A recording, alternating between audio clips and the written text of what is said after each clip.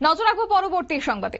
সাম্প্রতিককালে চর্চায় রয়েছে প্রায় 26,000 চাকুরি বাতিল। অবশ্য বাংলার সে ছবি এবং সেক্ষেত্রে এখনো পর্যন্ত আন্দোলনরত রয়েছে চাকুরি হারা শিক্ষকরা গত 3 তারিখের পর থেকে। এবং এই আন্দোলনের মাঝে এবার রাজ্যে দেখা গেছে 10,323 যারা চাকরিচ্যুত শিক্ষকরা রয়েছেন তারা এবার চিঠি প্রেরণ করেছেন। অবশ্য সেই চাকুরিহারা 10,323 শিক্ষকরা পুনরায় রাজ্যের মুখ্যমন্ত্রী, পাশাপাশি রাজ্যের মুখ্য সচিব মন্ত্রী সুশান্ত চৌধুরী সঙ্গে মন্ত্রী প্রণজিৎ সিংহ রায়ের কাছে চিঠি তারা প্রেরণ করেছেন। অবশ্য গত 5 বছর চাকুরিহারা হয়ে বসে রয়েছেন, কিন্তু বর্তমান সরকার তাদেরকে শিক্ষক কিংবা অন্য কোনো দপ্তরে নিয়োগ করছে না। যেখানে পশ্চিমবঙ্গ জুড়ে 26,000 শিক্ষককে বিজেপি প্রতিশ্রুতি দিচ্ছে যে এই রাজ্যেও 10,323 শিক্ষককে সরকারে বসার আগে প্রতিশ্রুতি দিয়েছিল, কিন্তু বিজেপি কেন তা পূরণ করছে না, এই অভিযোগ তারা তুলেছেন। কি বলছেন তারা, শুনুন। আপনারা জানেন আমরা 10,323 চাকরিচ্যুত শিক্ষকদের মধ্যে থেকে আজকে একটা টিম রাজ্যের মাননীয় মুখ্যমন্ত্রী এবং রাজ্যের মাননীয় পরিবহন মন্ত্রী, রাজ্যের মাননীয় অর্থমন্ত্রী এবং রাজ্যের মুখ্য সচিবের কাছে আমরা একটা সাক্ষাতের সময় চাওয়ার জন্য আজকে আমরা এসেছি 10,323 চাকরিচ্যুত শিক্ষকদের পক্ষ থেকে।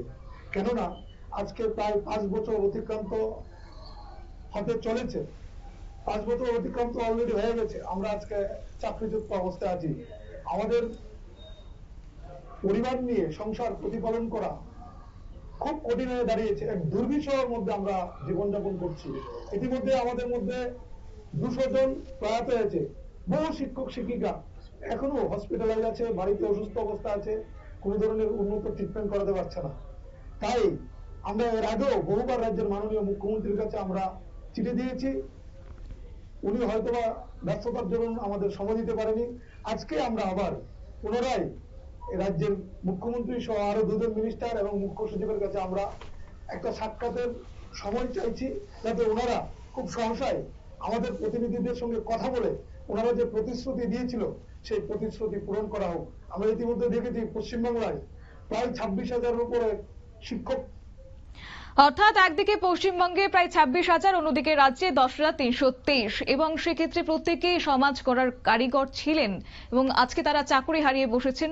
যদিও এক্ষেত্রে এবার তারা মুখ্যমন্ত্রীর নিকট, পাশাপাশি রাজ্যের মুখ্য সচিবের নিকট চিঠি প্রেরণ করেছেন, যাতে করে তাদেরকে কোনো না কোনো দপ্তরে যেন নিয়োগ করা হয়, কেননা বর্তমান সময়ে তাদের জীবন জীবিকা নির্বাহ এক প্রকার কষ্টসাধ্য হয়ে দাঁড়িয়েছে, এমনটা তারা জানিয়েছেন। যদিও সেক্ষেত্রে দেখার বিষয় এখন মুখ্যমন্ত্রী সেক্ষেত্রে কি উত্তর দেন, সেদিকে এবার তাকিয়ে রয়েছে সেই শিক্ষকরা। নিয়ে নিচ্ছি ছোট্ট একটি বিজ্ঞাপন বিরতি, সঙ্গে থাকুন।